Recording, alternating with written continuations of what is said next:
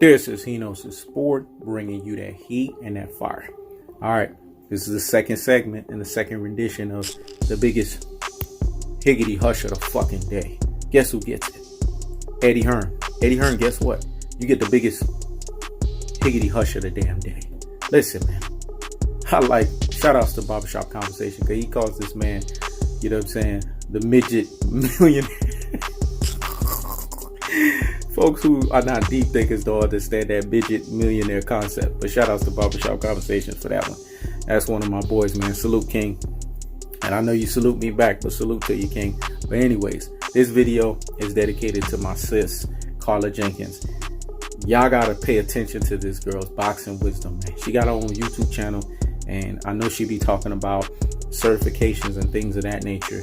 So y'all check her out if y'all trying to get the type of certifications that she pretty much has, because she has many of them, and she's very cerebral and smart.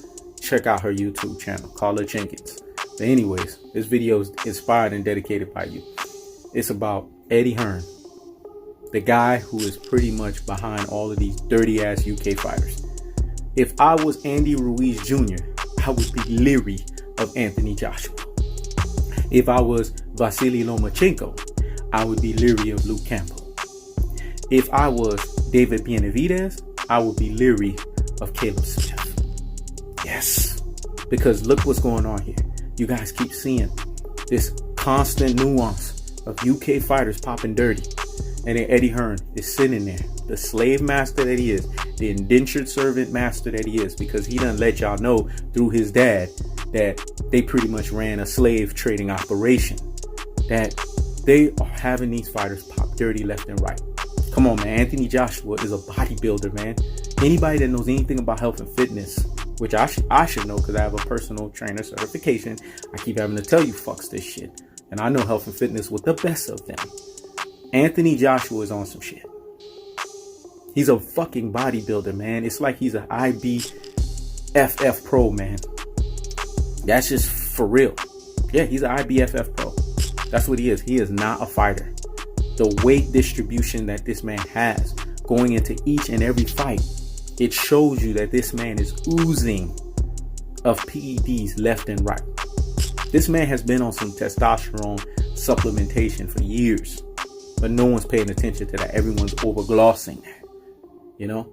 And now that he got exposed by Andy Ruiz Jr., the AJ fanboys, slurperers, that is. Remember I used to say that? They're on higgity fucking hush status. So if I was Andy Ruiz Jr., I would make sure the fight is here, back in the same place in New York.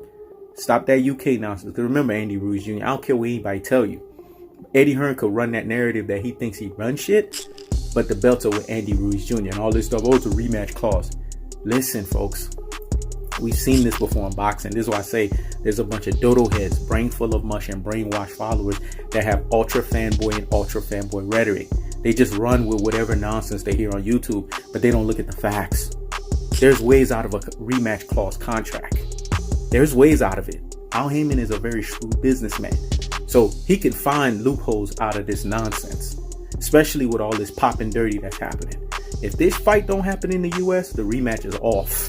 Remember, Hearn Sport was the first one to say that. I'm going to say that again.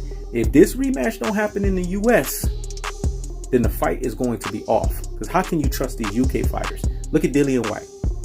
Tested for multiple banned substances. Instead of Eddie Hearn being hot and bothered like grits. And see, here's the double standard. He was hot and bothered when Big Titty Miller tested positive, right? But why wasn't he hot and bothered when Dillian White tested positive? Maybe it's because Big Titty Miller ain't his fighter. That's why. He wanted them to throw the fucking book at Big Titty Miller. But he didn't. He's making justifications for Dillian White. He's basically saying, oh, he's going through the legal process. He's going through his attorney. Listen, folks. This guy knows a lot more than what he's alluding himself to think. Anytime you see a person always has a quick to answer instead of sitting back and saying, let me get back to you type of thing, then that means they're in it. They're marinating in it. They're damn near behind the shit. Let me say that again. Anytime you see somebody has a quick to answer instead of marinating on the answer and saying, let me get back to you, that means they are in it. They're deep in it. They're in the sauce of it. They're behind it. I don't trust none of these UK protocols. We don't know what the hell's going on. I mean, shit, look at Daniel Dubois right now. The motherfucker is supposed to be 21 years old. And he looks way older than fucking me. And don't get me wrong, I don't look my age, but still, the motherfucker looks way older than me. I'm 37. This cat is 21. How the fuck does a 21-year-old look like he's 50? Can you guys explain that to me? It's called performance enhancement drug supplementation, folks. You guys got to see this shit.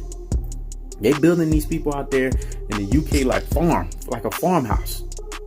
But no one is sitting there and paying attention to that. Bob Arum has mentioned things on the sly about shit like that, right? To basically throw a punch at Matchroom Sports.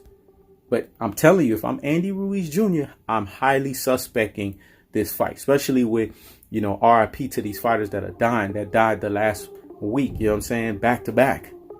We need some kind of regulation here in the sport of boxing, man. This is ridiculous because there hasn't been a fight where somebody has died against somebody that's been on some PEDs, right? But it's going to happen. And when it does, it's going to shed a bad shadow on the sport of boxing. Vasily Lomachenko, dog, I'm telling you, man, Luke Campbell's on some shit. I will fucking question that fight. I would have stringent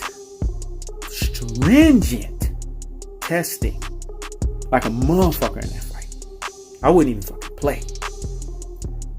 I'm telling you, I would have USADA all over that fucker. Because you can't trust these UK fighters. You can't.